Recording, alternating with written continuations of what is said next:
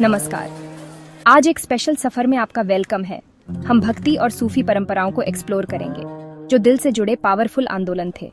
उन्होंने भगवान से जुड़ने के नए तरीके दिखाए, जिसमें प्यार और भक्ति पर जोर दिया गया। भक्ति और सूफी परंपराओं ने मिलकर भक्ति, दया और एकता की एक रिच कहानी बुनी। उनका असर आज भी हमारे म्यूजिक, लिटरेचर और मिली-जुली संस्कृति में देखा जा सकता है। यह प्यार, विश्वास और हमारी जिंदगी में डिवाइन की कभी न खत्म होने वाली खोज की कहानी है। आइए इन दिलचस्प रास्तों में और गहराई से उतरते हैं। भक्ति आंदोलन साउथ इंडिया में लगभग 6ठी सदी सीई में फला फूला। अलवर और नयनार जैसे संतों ने तमिल में भजन गाए, अपने देवी देवताओं की तारीफ में। उन्होंने बड़ी बड़ी कुर्बानियों को रिजेक्ट किया और भगवान के प्रति सच्चे प्यार और सरेंडर पर जोर दिया। यह आंदोलन उत्तर की तरफ फैला और इसे नए रूप और एक्सप्रेशंस मिले। रामानुज जैसे फिलोसफर्स ने भक्ति के लिए एक मजबूत बौद्धिक आधार दिया। पुराणों ने भी पूरे देश में भक्ति की भावना को और हवा दी। सूफी परंपरा, जो इंडिया के बाहर शुरू हुई, इस्लाम के अंदरूनी आध्यात्मिक पहलू पर जोर देती थी। सूफी अल्लाह का सीधा पर्सनल अनुभव चाहते थे और प्यार और चिंतन पर फोकस करते थे। सूफी विचार ट्रेड रूट्स के साथ फैले और लगभग 11वीं और 12वीं सदी में इंडिया पहुंचे। सूफी संत इंडिया आए और अपने साथ अलग अलग सूफी सिलसिले लाए, जिन्हें सिलसिला कहा जाता था। चिश्ती सिलसिला बहुत पॉपुलर हुआ, साथ ही सुहरावर्दी, कादिरी और नक्शबंदी सिलसिले भी। इन सूफियों ने इंडियन माहौल में खुद को ढाला और यहाँ की लोकल परंपराओं और लोगों के साथ मेलजोल बढ़ाया। इससे सूफीवाद ने इंडियन जमीन पर गहरी जड़ें जमाई और एक अनोखा इंडो इस्लामिक आध्यात्मिक कल्चर बनाया।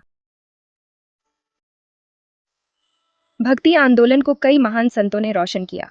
साउथ में रामानुज और बसवन्ना जैसी हस्तियों ने फिलोसॉफिकल गहराई दी और सामाजिक बराबरी को बढ़ावा दिया। जैसे जैसे भक्ति नॉर्थ इंडिया में फैली, नए संत सामने आए, जैसे रामानंद और उनके शिष्य कबीर। कबीर की शायरी ने हिंदू और मुस्लिम दोनों कट्टरपंथों को चैलेंज किया और प्यार, एकता और मन की पवित्रता पर जोर दिया। मीराबाई ने भगवान कृष्ण के लिए अपनी गहरी भक्ति अपने भजनों के जरिए जाहिर की। गुरु नानक, सिख धर्म के फाउंडर, ने एक ईश्वर, बराबरी और ईमानदारी की जिंदगी का संदेश दिया।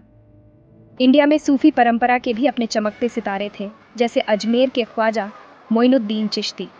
उन्होंने सबसे प्यार, गरीबों की सेवा और सहनशीलता सिखाई। दिल्ली के निजामुद्दीन औलिया मानते थे कि लोगों की सेवा करना ही सबसे बड़ी भक्ति है। उनके शिष्य अमीर खुसरो ने कव्वाली म्यूजिक को डेवलप करने में एक अहम रोल निभाया। दूसरे सूफी रहस्यवादियों जैसे बाबा फरीद और बहाउद्दीन जकारिया ने प्यार को ही भगवान तक पहुंचने का रास्ता बताया। उन्होंने आम लोगों से जुड़ने के लिए लोकल भाषाओं और म्यूजिक का इस्तेमाल किया, जिससे उनका संदेश बहुत पॉपुलर हुआ।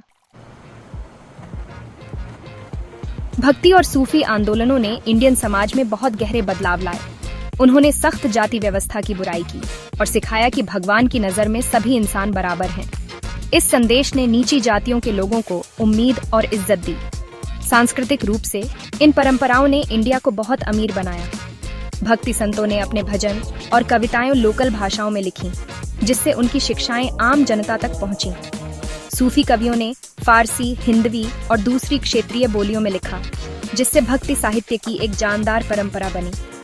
म्यूजिक और आर्ट में एक्सप्रेशन के नए तरीके दिखे, जैसे भक्ति परंपरा में भजन, कीर्तन और अभंग। सूफियों ने कव्वाली म्यूजिक डेवलप किया, जो रहस्यमयी गानों का एक पावरफुल तरीका है। इन म्यूजिकल परंपराओं ने इंडियन क्लासिकल म्यूजिक को भी प्रभावित किया। सूफी संतों की दरगाहें अहम केंद्र बन गईं, जिनमें इस्लामिक और इंडियन आर्किटेक्चरल स्टाइल का मेल था। इन आंदोलनों ने अलग अलग धार्मिक समुदायों के बीच ज्यादा समझ और तालमेल को बढ़ावा दिया। उन्होंने आपसी मेल जोल और सहनशीलता की भावना को बढ़ावा दिया, जो इंडियन कल्चर की पहचान बन गई। भक्ति और सूफी परंपराएं आज भी इंडिया में गूंजती हैं। उनकी प्यार, भक्ति, बराबरी और सेवा की मुख्य शिक्षाएं आज भी बहुत जरूरी हैं।